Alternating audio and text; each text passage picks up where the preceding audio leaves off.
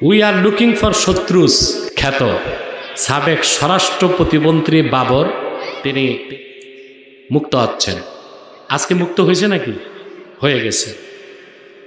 আমার কথা হচ্ছে, বিনা অপরাধে একটা মানুষকে 17 বছর জেল খাটানোর পর আদালত বলছে নির্দোষ। ইসলামের দৃষ্টিতে তার ক্ষতিপূরণ কি? সুন্দর প্রশ্ন। প্রথম কথা হচ্ছে, আমি মনে করি লুৎফুজ্জামান বাবর একজন দেশপ্রেমিক মানুষ, দেশের স্বার্থেই জেল খেটেছে। আর 10 ট্রাক অস্ত্র মামলা, 10 ট্রাক অস্ত্রের সাথে আমার মনে হয় না বাবরের সম্পর্ক ছিল।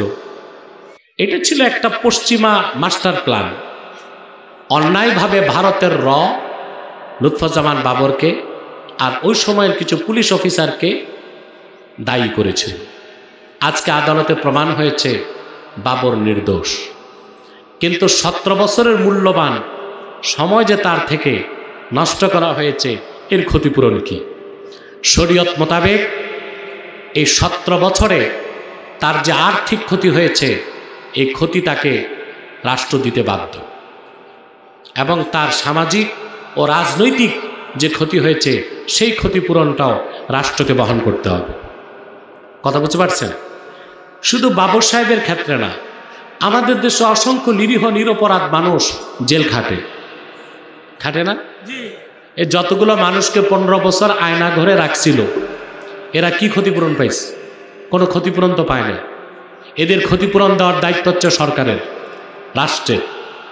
আসলে ইসলামী আইন ছাড়া জাস্টিস, ন্যায় বিচার আশা করা যায় না।